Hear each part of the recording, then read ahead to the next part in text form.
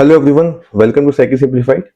I welcome you all to our series of NCERT Psychology, जहाँ पर हम सारे कंसेप्ट को आसान तरीके से समझने की कोशिश कर रहे हैं। क्लास 11 लर्निंग चैप्टर, इसका एक वीडियो हम पहले अपलोड कर चुके हैं। वेरी इंपॉर्टेंट फॉर बिगिनर्स, आपको ध्यान से सारी एनसीईआरटी को देखना है। ठीक है, आज हम जो देखने वाले हैं दैट इज ऑब्जर्वेशन लर्निंग।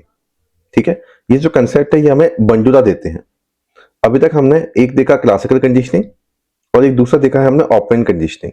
ये दो चीजें हमने देखी, क्लासिकल पेवलॉव, ऑपरेंट स्किनर। अब होता क्या, देखिए ये जो दो लोग होते हैं ना, इसमें ये क्या बताते हैं कि भाई जो भी कुछ हो रहा है ना that is all because of the environment. Environment के अंदर कुछ मौजूद है, उसके बेसिस पर आप बिहेव करते हो, उसके बेसिस पर आप रिएक्ट करते हो। इन दो लोगों ने इंसान की जो इंटरनल मेंटल प्रोसेस होती है, हमारे अंदर के मोटिवेशन जो होते हैं, हमारे अंदर का जो इमोशन होता है, इनके बारे में इतनी बातें की नहीं। इंटरनल मेंटल प्रोसेस के बारे में बातें की नहीं। बंडूरा जो होते हैं ना, Bandura is a Canadian American psychologist. ये इन सब बातों से रिजेक्ट करते हैं। वो कहते हैं कि भाई इंटरनल मेंटल प्रोसेस, अंदर ही अंदर इंसान के अंदर भी इतनी एबिलिटी होती है कि वो चीजों को सीख सके। ओके, जिनको इन्होंने कंप्लीट तरीके से इग्नोर कर दिया। और बाद में बंडूरा क्या होते हैं, बंडूरा कॉग्निशन की तरफ शिफ्ट हो जाते हैं। इसी वजह से इनकी थ्योरी को स्टार्टर में कहते हैं अपन सोशल लर्निंग थ्योरी, आप देखोगे यहां पर। और बाद में यही सोशल लर्निंग का कंसेप्ट बन जाता है सोशल कॉग्निटिव लर्निंग थ्योरी। ठीक है, तो आप कह सकते हैं एल्बर्ट बंडूरा एक तरीके से स्कूल ऑफ बिहेवियरिज्म और स्कूल ऑफ कॉग्निटिव के बीच में एक ब्रिज जो होता है वो बनाने की कोशिश करते हैं। ठीक है, और इसी वजह से देखिए आपको एक थेरेपी देखने को मिलेगी पेपर 2 के अंदर, कॉग्निटिव बिहेवियरल थेरेपी। इसमें भी देखिए क्या है, कॉग्निशन भी है, बिहेवियर भी है, दोनों बातें हैं, मतलब दोनों कंबाइन हो गए। तभी जाकर हम लोगों के साथ बेटर कर सकते हैं, सोसाइटी में बेटर कर सकते हैं, जब हम बिहेवियरिज्म स्कूल और कॉग्निटिव को साथ में मिला के काम करें। पहले सब लोग अलग अलग चलते थे, एक दूसरे के साथ इंटरेक्ट नहीं करते थे, लेकिन इन्होंने बंडूरा ने बताया कि भाई साथ में चलना बहुत इंपॉर्टेंट है। और यहाँ से दो स्कूल जो होंगे ये हमारे साथ में आएंगे और कॉग्निशन की बातें करना इंपॉर्टेंट हो जाएंगी। अब आते हैं जरा ऑब्जर्वेशन लर्निंग के ऊपर।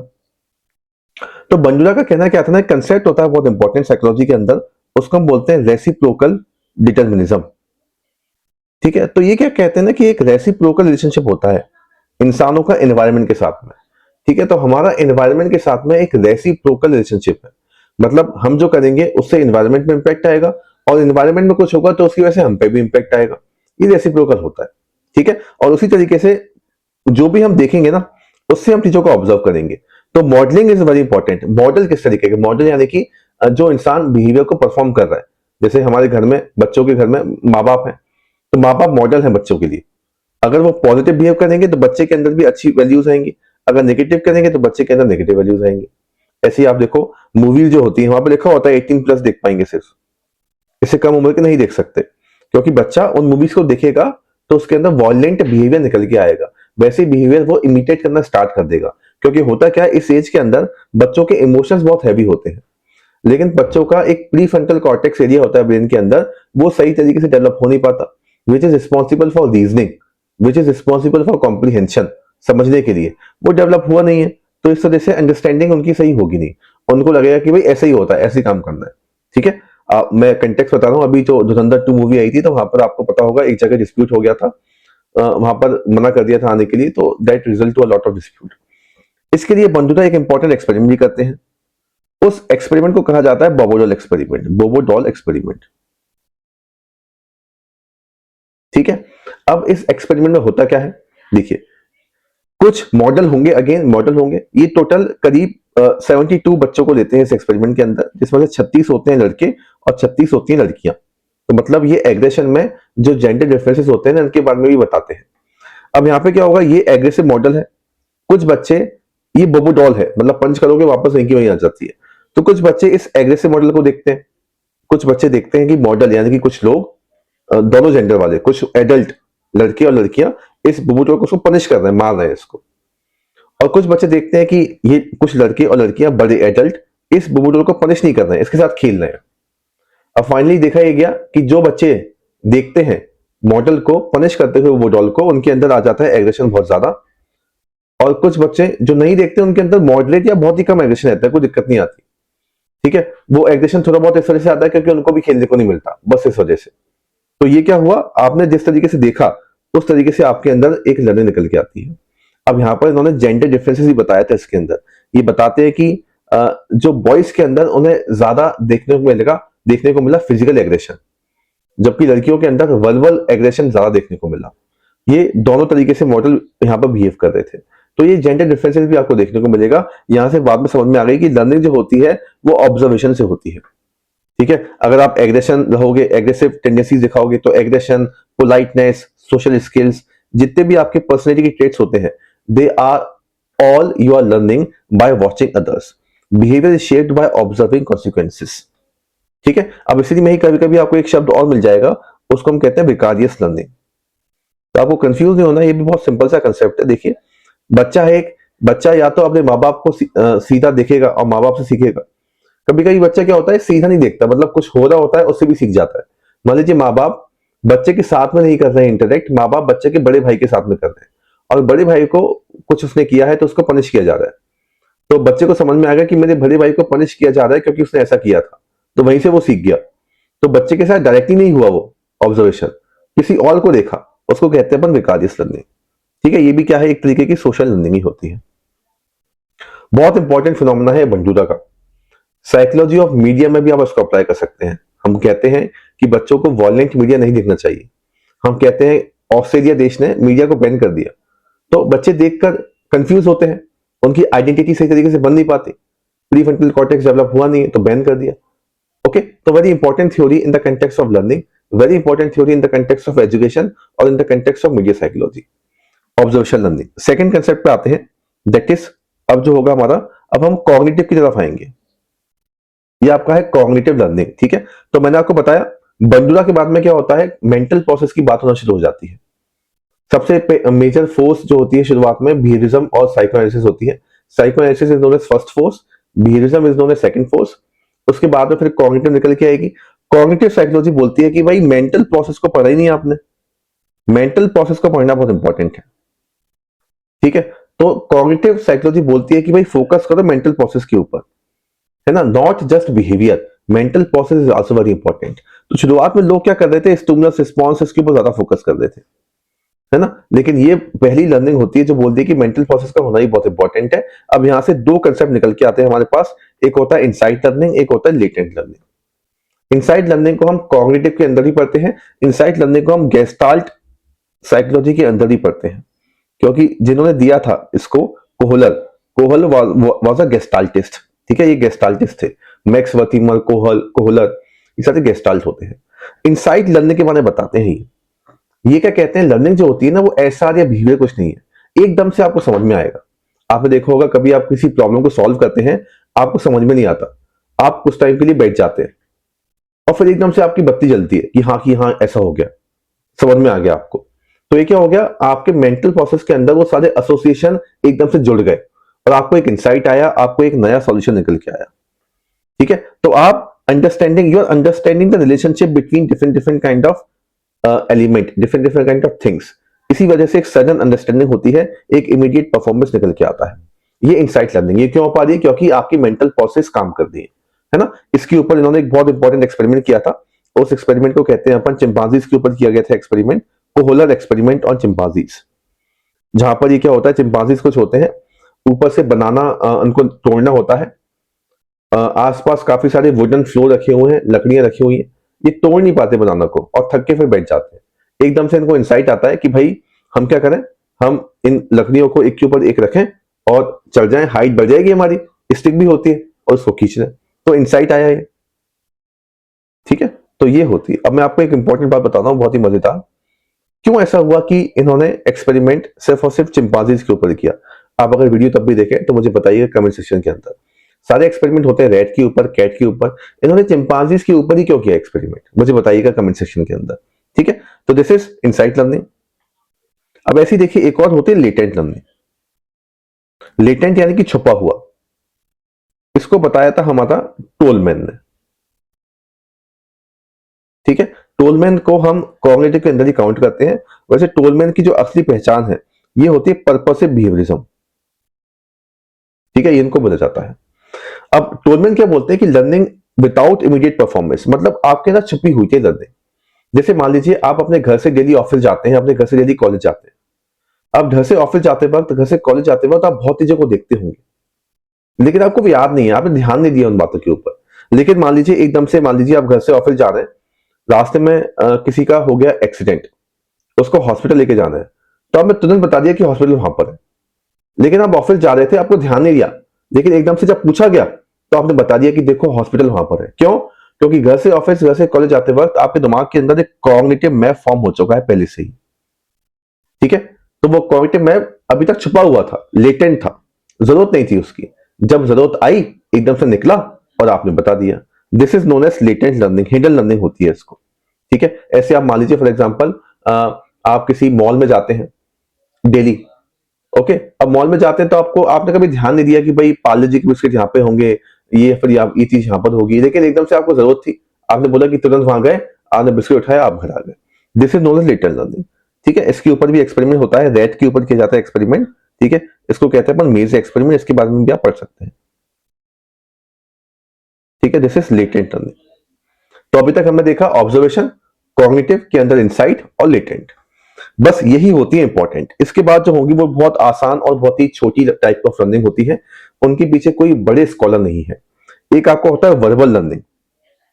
ठीक है, वर्बल लर्निंग यानी कि आप शब्दों से, एसोसिएशन से चीजों को सीखेंगे। आपको बोल बोलकर, शब्दों को बोल बोलकर, लैंग्वेज के सहारे चीजों को सिखाया जाएगा।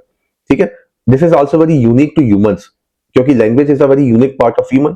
ठीक है, तो यहाँ पर क्या होगा, आपको एसोसिएशन बना बनाकर, ठीक है, देखो ये भाई, देखो ये एक वर्ड है, इसका रिस्पॉन्स ये आएगा। या फिर सीरियल लर्निंग होती है, 1 2 3 4 5 6, है ना, इस तरीके से आपको बताया जाएगा। एसोसिएशन बना बना के आपको सिखाया जाएगा। राइमिंग स्केल में बोल बोल कर सिखाते हैं, जो बोल बोल कर जो चीजें सिखाई जाएंगी वो आती है आपकी वर्बल लर्निंग के अंदर। बहुत सिंपल है ये। ठीक है, ओके, है ना। लॉन्गर लिस्ट तो ज्यादा समय लगेगा, है ना। अगर फेमिलियर रिलेटेड वर्ड्स होंगे तो आप जल्दी सीख जाओगे, इसका ध्यान देना पड़ेगा आपको। एसोसिएशन वैल्यू बहुत ज्यादा है, जितना ज्यादा एसोसिएशन होगा उतनी मेमोरी आपकी स्ट्रांग होगी। ठीक है, ओके। जैसे फॉर एग्जांपल हम बात करें, जैसे ईच पर्सन ऑर्गेनाइज डिफरेंट, जैसे हम बात करें book, dog, nurse, chair, apple, cat, तो आप इनको एक एसोसिएशन में बना के रख लो। ठीक है, कि भाई ये डॉग और कैट एक एनिमल की कैटेगरी में आ गए, है ना। चेयर हमारी अलग कैटेगरी में आ गई, बुक हमारी अलग कैटेगरी में आ गई। तो आपने क्या किया, ऐसे अलग अलग कैटेगरी में लोगों को बना दिया ताकि आपकी मेमोरी बेटर हो सके। ओके, एनिमल्स की कैटेगरी, प्रोफेशन की, फ्रूट्स की। This is verbal learning. Okay, next जो होती है that is concept learning. Concept learning बोलती है कि हम लोगों को सिखाते हैं, लोग चीजों को सीखते हैं बाय अंडरस्टैंडिंग द कंसेप्ट। ये बहुत इंपॉर्टेंट है। कंसेप्ट यानी कि लोगों को कैटेगरी में डिवाइड करना। जैसे कि फॉर एग्जांपल डॉग, कैट, इन सब की कैटेगरी क्या है, एनिमल्स। ये कंसेप्ट आपने अपने दिमाग के अंदर बना लिया, तभी आप इन सब को समझ पा रहे हो। मैंने आपको बोला एप्पल, बनाना, इन सब की कैटेगरी क्या है, फ्रूट, तो ये आपने बना लिया। ठीक है, बिल्डिंग, तो ऐसी कैटेगरीज आप बना लेते हैं। Okay, this is concept learning, है ना। तो कलर में, शेप में, साइज में, टेक्सचर में जो आपको दिख रहा है, इसकी वजह से आपने कंसेप्ट बनाया और आपने उन चीजों को सीख लिया, फीचर्स को कनेक्ट किया, आपने उन सब चीजों को सीख लिया। अब कुछ होते हैं आपके पास आर्टिफिशियल कंसेप्ट, जैसे ट्राइंगुलर, स्क्वायर, ऐसे वाले। कुछ होते हैं आपके पास नेचुरल कंसेप्ट, रियल वर्ल्ड में एनिमल्स हो गए, टूल्स हो गए, फ्रूट्स हो गए, है ना। ये कंसेप्ट हो गए, ये वाले हो गए। स्क्वायर वाला कौन सा हो गया आपका, आर्टिफिशियल। ठीक है, जो आप सीखते हैं, है ना। मैथमेटिक्स में आर्टिफिशियल कंसेप्ट होते हैं। ठीक है, फॉर्मूले हो गए अलग अलग, अलग अलग डिवीजन के रूल्स हो गए, इनको आपने बनाना सीख लिया, तो ये क्या हो गया, कंसेप्ट। इस तरीके से हम चीजों को सीखते हैं, ये होती है आपकी कंसेप्ट लर्निंग। ठीक है, अब एक और होती है इसके अंदर, वो होती है आपकी स्किल लर्निंग। कोई भी स्किल को सीखना, तो स्किल आप कैसे सीखोगे, धीरे धीरे करके, है ना। जैसे कोई भी ड्राइविंग हो गई, राइटिंग हो गई, टाइपिंग हो गई, तो ability to perform complex task smoothly and efficiently, आराम आराम से प्रैक्टिस कर करके। इसमें क्या होगा, सबसे पहले आप क्या करोगे, अपने माइंड का इस्तेमाल करोगे, समझोगे।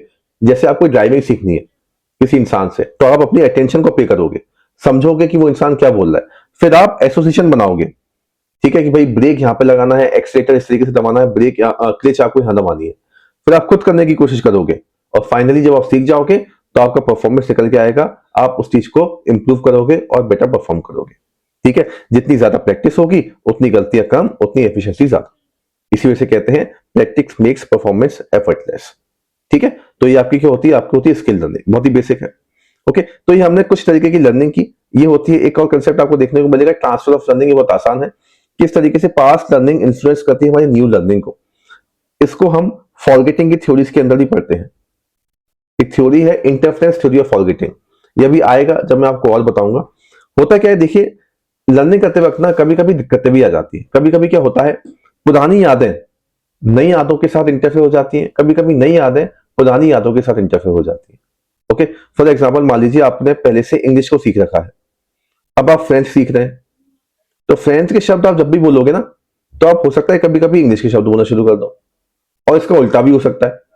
ठीक है ना, कि आपको इंग्लिश आती है, अब आप फ्रेंच सीख रहे हैं, है ना, तो अगेन उल्टा हो सकता है कि फ्रेंच बोल रहे हैं तो आपने इंग्लिश के शब्दों को भी बोलना स्टार्ट कर दिया, आप कंफ्यूज हो गए।